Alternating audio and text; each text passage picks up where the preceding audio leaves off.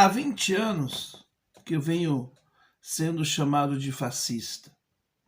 Há 20 anos eu venho sendo apontado como alguém que não que tem um pensamento de direita, simplesmente porque eu não rezo a mesma cartilha que boa parte da esquerda brasileira reza, que é a cartilha do lulopetismo. Eu não rezo essa cartilha. Eu não rezo ela porque ela não me representa. Porque quando eu li a Carta ao Povo Brasileiro, ainda em 2002, antes mesmo então de Lula ocupar a cadeira de presidente, ali para mim morreu qualquer expectativa que eu teria de ver o Brasil se transformar com um governo dito de esquerda. Ali eu me senti enganado. É claro que tiveram coisas e ocorreram coisas muito boas nesses 20 anos, então quase 20 anos, que o PT ficou no governo. Mas aconteceram coisas muito ruins. E aconteceram coisas não muito boas, ou coisas boas, mas que eram exageradamente colocadas para cima como algo maravilhoso. E não era. Eu sempre mantive a mesma posição. A minha posição é que eu sou uma pessoa de centro-esquerda e que eu faço uma oposição à política econômica utilizada, né, por Lula, que é a mesma política econômica adotada por Fernando Henrique Cardoso, que foi implantada lá atrás com Collor de Mello. Isto não me representa, é o tal do neoliberalismo. Eu nunca mudei as minhas convicções, ao contrário de muitos como o velho da Havan, que durante 4 anos se vestiu de Zé Carioca e talvez agora se vista de vermelho, o vermelho que ele chamava de M lá atrás, não tão distante de nós, e que agora talvez ele faça como camaleões, mude de cor pelas suas conveniências. Eu faço oposição ao PT de forma propositiva, como eu fiz oposição de forma propositiva a Bolsonaro.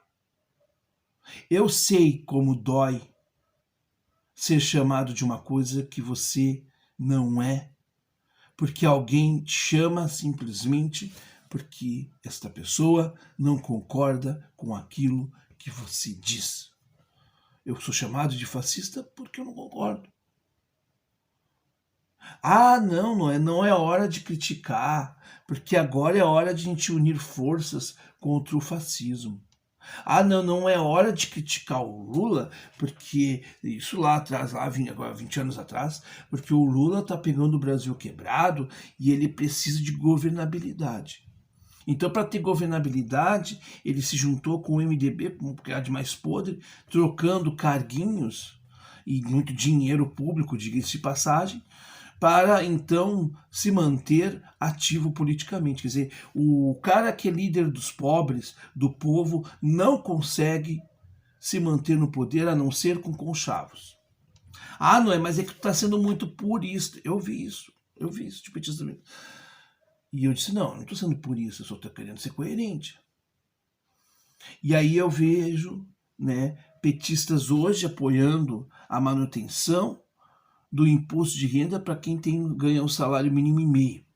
Eu vejo petista passando pano para todas as coisas erradas. Para todas as coisas erradas. E quando faz algo bom, benéfico, que faz, aí aquilo que ele faz, ele coloca no superlativo, ele sempre é muito melhor. Eu estou vendo que o amor está sendo espalhado, e com muito amor a gente está sendo chamado de fascista mais uma vez. Simplesmente porque a gente não concorda, porque a gente não tem esse dogmatismo. Nós não queremos, eu não quero devotar-me a nenhum político como se ele fosse uma entidade sobrenatural, porque eu não acredito nesta forma de fazer política. Mas por eu não acreditar nessa forma de fazer política, as pessoas que se dizem tão iluminadas, essas pessoas que se dizem tão, vamos dizer assim, civilizadas, são as primeiras a te agredir, são as primeiras a te ofender, são as primeiras a dizer que, de repente, você tem que tomar, você está tomando um remedinho, né? Não deve estar legal da cabeça, já para te ofender. No ato de, por exemplo, de psicofobia, ou seja, no ato de discriminação à saúde mental do outro. Como se quem não tem saúde mental fosse uma pessoa execrável por não ter saúde mental.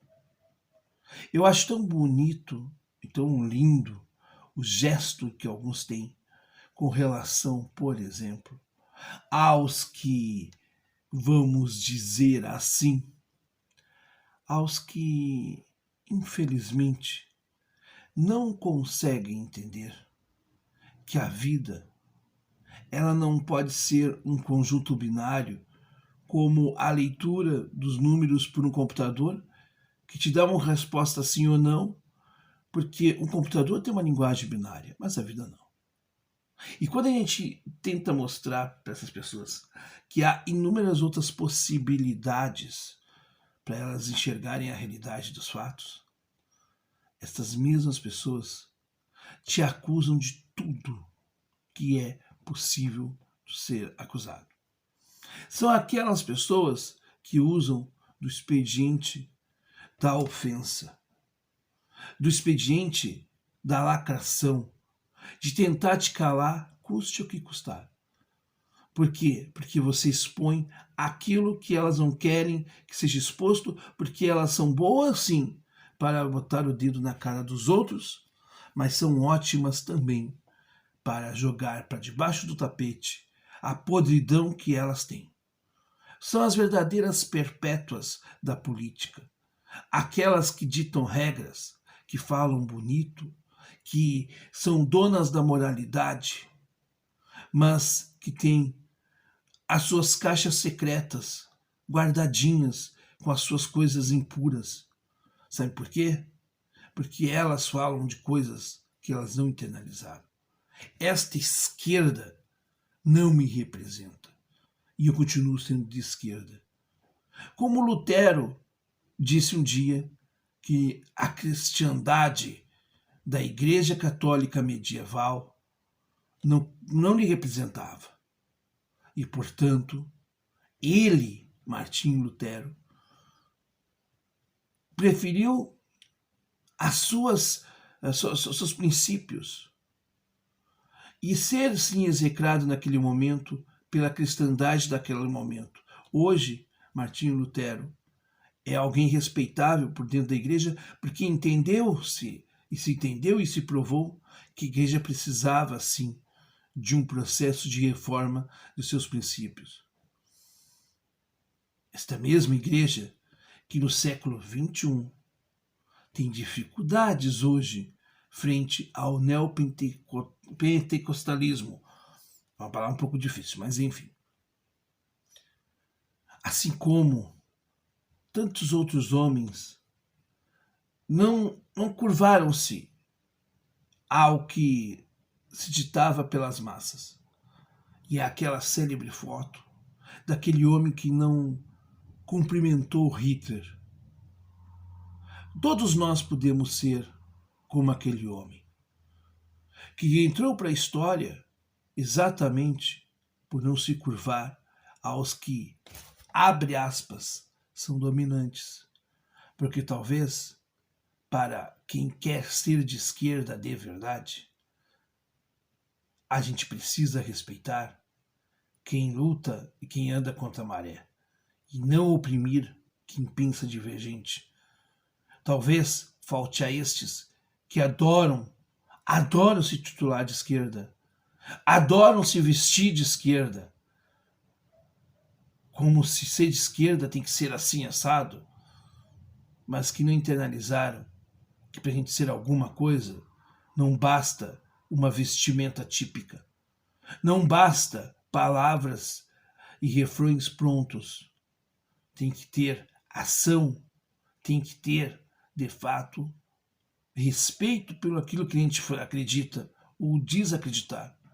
E mais do que nunca, quem quer ser de esquerda de verdade, sabe que na democracia a gente precisa dar voz para todos, porque exatamente a voz é que vai mostrar a incongruência de quem não está correto, e não simplesmente um silenciamento com ares de defesa à democracia, como eu tenho visto nos últimos tempos.